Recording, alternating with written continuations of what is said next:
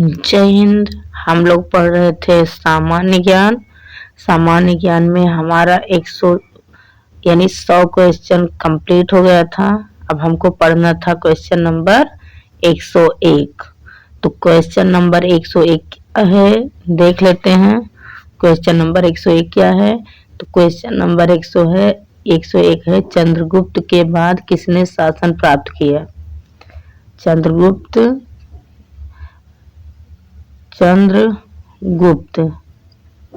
मौर्य के बाद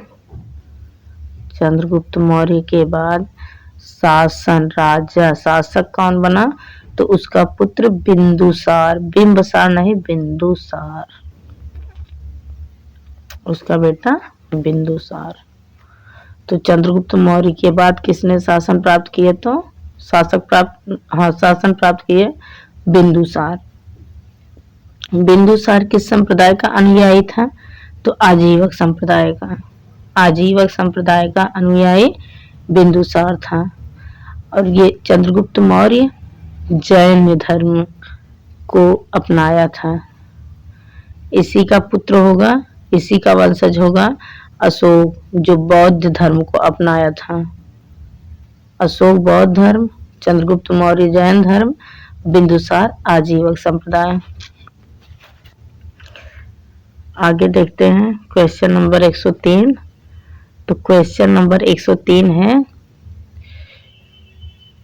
किस विद्वान बिंदुसार को 16 राज्यों का विजेता बताया?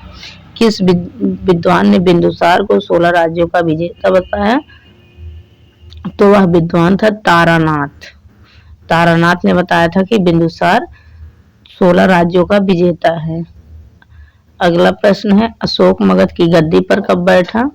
तो 269 ईसा पूर्व अशोक मगध की गद्दी पर बैठा था। अगला प्रश्न है, अशोक की माता का क्या नाम था? अशोक की माता का क्या नाम था? तो अशोक की माता का नाम सुभद्रांगी था। दादा साहब फाल्के पुरस्कार प्रदान किया जाता है। तो ये सूचना एवं प्रसारण मंत्रालय भारत सरकार के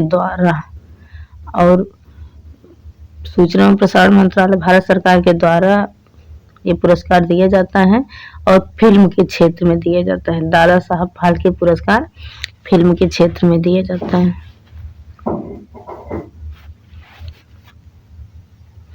भारत की पहली महिला कैबिनेट मंत्री कौन थी? तो भारत की पहली महिला कैबिनेट मंत्री राजकुमारी अमृत कौर भारत की पहली महिला कैबिनेट मंत्री थी। भारत के सशस्त्र बलों का सुप्रीम कमांडर कौन होता है? भारत के सभी सशस्त्र बलों का सुप्रीम कमांडर होता है भारत का राष्ट्रपति। यूटीआई बैंक वर्तमान में किस नाम से जाना जाता है? तो यूटीआई बैंक को ही एक्सिस बैंक कहा जाता है। एक्सिस बैंक के नाम से यूटीआई बैंक को ही जाना जाता है, जिसकी स्थापना 3 दिसंबर 1993 को हुई थी। स्वामी विवेकानंद का जन्मदिन कब राष्ट्रीय युवा दिवस के रूप में मनाया जाता है? तो 12 जनवरी को युवा दिवस के रूप में स्वामी विवेकानंद का जन्मदिन मनाया जाता है। अगला प्रश्न है, किस ग्रंथ में दक्षिणी भारत के आक्रमणों का पता लगता है? पता चलता है कि कौन सा ग्रंथ है जिसमें दक्षिणी भारत के आक्रमणों का पता चलता है?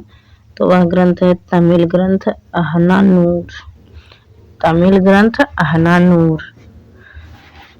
नेक्स्ट क्वेश्चन है, चंद्रगुप्त मौर्य का निधन कब हुआ था? तो 297 ईसा पूर्व चंद्रगुप्त मौर्य का निधन हो गया था। इसकी मृत्यु हो गई थी चंद्रगुप्त मौर्य की संलेखना विधि के द्वारा। चाणक्य किस विश्वविद्यालय में शिक्षक थे? तो तक्षशिला विश्वविद्यालय के चाणक्य शिक्षक थे। तक्षशिला विश्वविद्यालय इस समय पाकिस्तान में है। किस ग्रंथ में दक्षिण भारत के आक्रमणों का पता चलता है? तो ये हमारा रिपीटेड क्वेश्चन है। तमिलनाडु ग्रंथ अहन्नानूर में दक्षिण भारत के आक्रमणों का पता चलता है। ये भी हमारा रिपीटेड क्वेश्चन। चंद्रगुप्त मौर्य का निधन कब हुआ था? तो 297 ईसा पूर्व। चाणक्य किस विश्वविद्यालय के शिक्षक थे? तो तक्षशिला विश्वविद्यालय। ये सब क्वेश्चन रिपीट हो गए थे। तो क्वेश्चन नंबर 117 है, भारत का पहला मोबाइल बैंक कौन सा है? सबसे पहला मोबाइल बैंक कौन सा है? तो लक्ष्मी वाहिनी बैंक। खरगोन मध्य प्रदेश से शुरू हुआ था लक्ष्मी वाहिनी बैंक। भारत के पहले उप प्रधानमंत्री कौन थे? तो लौह पुरुष सरदार वल्लभ भाई पटेल। इनको लौह पुरुष के नाम से भी जाना जाता है। तो सरदार वल्लभ भाई पटेल भारत के प्रथम उप प्रधानमंत्री थे। प्रधानमंत्री कौन थे? तो प्रधानमंत्री जवाहरलाल नेहरू थे।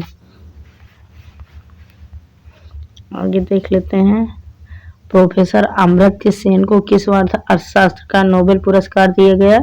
तो 1998 में अमर्त्य सेन को नोबेल पुरस्कार दिया गया था। किस क्षेत्र में दिया गया था? तो अर्थशास्त्र के क्षेत्र में दिया गया था।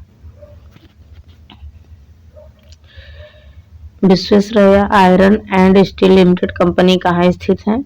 Visvesvaraya iron and steel limited कहाँ स्थित है? तो ये भद्रावती में स्थित है। हमारा अगला प्रश्न है, भारत की सिलिकॉन वैली कहाँ स्थित है? तो भारत की सिलिकॉन वैली बेंगलोर में है। आंध्र प्रदेश का अनंतपुर जिला किस लिए प्रसिद्ध है? तो गोल्डन के लिए।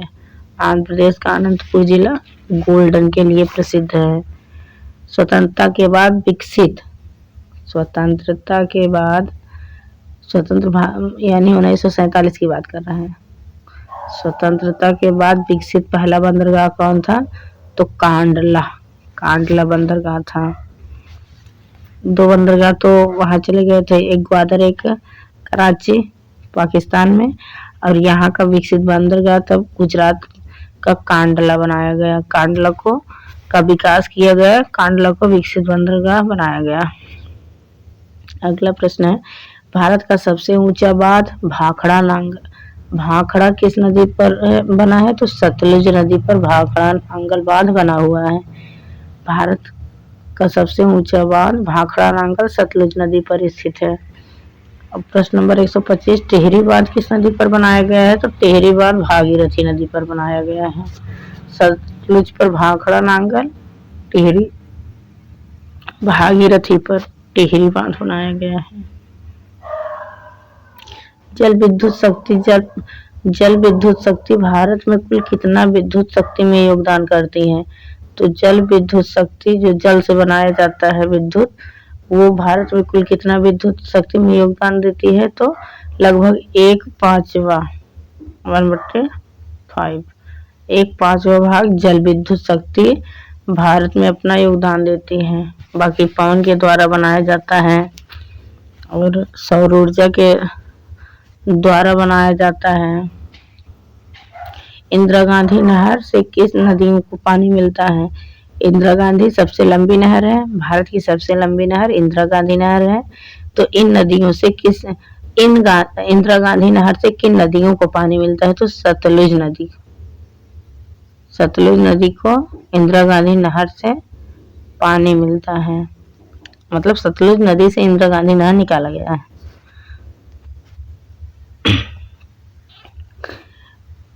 ब्यास नागार्जुन सागर बांध किस नदी पर बनाया गया है? तो ब्यास नागार्जुन सागर बांध कृष्णा नदी पे बनाया गया है। जैसे याद करने का ट्रिक इसका है, कृष्ण के साथ अर्जुन थे, तो कृष्णा नदी पर नागार्जुन सागर बांध। आगे है, सरदार सरोवर बांध किस नदी पर है? तो ये नर्मदा नदी पे है। सरदार सरोवर नर्मदा सरदार सरोवर बांध नर्मदा नदी पे स्थित है। 130 नंबर क्वेश्चन है, अर्थशास्त्र के क्षेत्र में नोबेल पुरस्कार किस वर्ष प्रदान किए जा रहे हैं? तो ये है 1969। इसी वर्ष इसरो की स्थापना भी हुई थी। इसरो की स्थापना 1969 से हुई थी, 69 में हुई थी। इसी वर्ष अर्थशास्त्र के क्षेत्र में नोबेल पुरस्कार भी बांटे गए थे, प्रदान किए गए थे।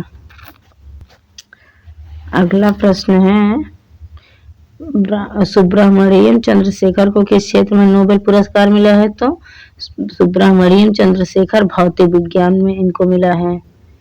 एशियाई नोबेल पुरस्कार के नाम से जाना जाता है, एशियाई नोबेल पुरस्कार के नाम से रेमन मैग्सेस पुरस्कार को जाना जाता है। एशियाई नोबेल पुरस्कार के नाम से रेमन मैग्सेस पुरस्कार को जाना जाता है। भारत के सांसद के अंग होते हैं। प्रश्न नंबर 133, भारत के सांसद में अंग होते हैं। तो सांसद में 3 अंग होते हैं। सांसद 3 अंगों से मिलकर बना होता है। तो एक होता है राष्ट्रपति, दूसरा राज्यसभा, तीसरा लोकसभा। तो 3 अंग होते हैं, राष्ट्रपति, लोकसभा और राज्यसभा। संविधान के प्रारूप समिति के अध्यक्ष कौन थे? तो संविधान के प्रारूप समिति के अध्यक्ष डॉक्टर भीमराव अंबेडकर थे। अंबेडकर जी प्रारूप समिति के अध्यक्ष थे। तो प्रारूप समिति के अध्यक्ष भीमराव अंबेडकर थे।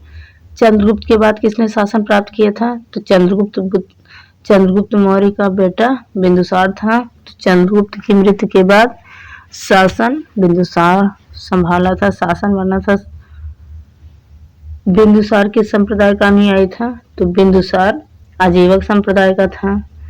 और चंद्रगुप्त मौर्य जैन का था, जैन धर्म से इनका रिलेशन था।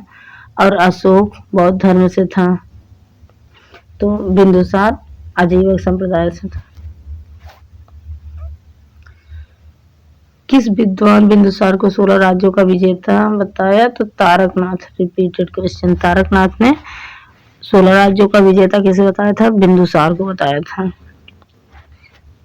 अशोक मगध की गद्दी पर कब बैठा था? तो 269 ईसा पूर्व। अशोक की माता का नाम क्या था? शुभद्रांगी। शुभद्रांगी अशोक की माता का नाम था।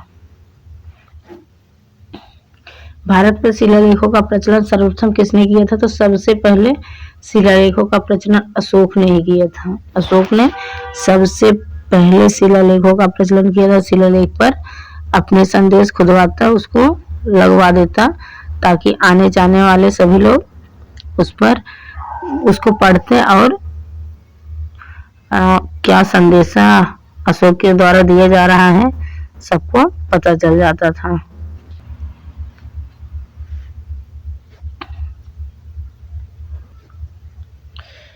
किस काल में स्त्रियों की संख्या पुरुषों के बराबर थी? तो गुप्त काल में स्त्रियों की संख्या पुरुषों के बराबर हो गई थी।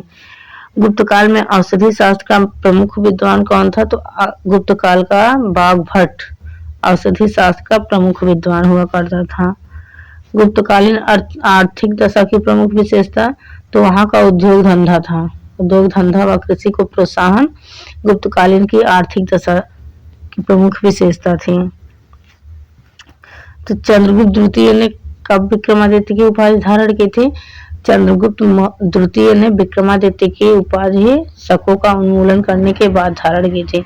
जब शकों को मारकर खदेड़ दिए थे, उसके बाद विक्रमादित्य की उपाधि धारण की थी चंद्रगुप्त द्वितीय ने। चंद्रगुप्त मौर्य का प्रधानमंत्री कौन था? तो कौटिल्य। चाणक्य चंद्रगुप्त मौर्य का प्रधानमंत्री था। चरक और नागार्जुन किसके दरबार की शोभा थे? तो चंद्रगुप्त मौर्य के दरबार की शोभा नागार्जुन और चरक थे। खाद्य मूल्य सूचकांक यानी फूड प्राइस इंडेक्स किस साल अपने उच्चतम स्तर पर गया था, पहुंचा था? तो 2014 में फूड प्राइस इंडेक्स यानी खाद्य मूल्य सूचकांक अपने उच्चतम स्तर पर पहुंच गया था। विज्ञान राष्ट्रीय दिवस कब मनाया जाता है? तो विज्ञान राष्ट्रीय दिवस 28 फरवरी को मनाया जाता है। संत रविदास जयंती 27 फरवरी को मनाया जाता है। भारत में संत रविदास जयंती 27 फरवरी को, राष्ट्रीय विज्ञान दिवस 28 फरवरी को मनाया जाता है। तो ये थे हमारे टॉप 50 क्वेश्चन। आपको वीडियो कैसा लगा कमेंट में जरूर लिखना, उसके बाद वीडियो को लाइक और सब्सक्राइब भी कर देना। तब तक के लिए जय हिंद।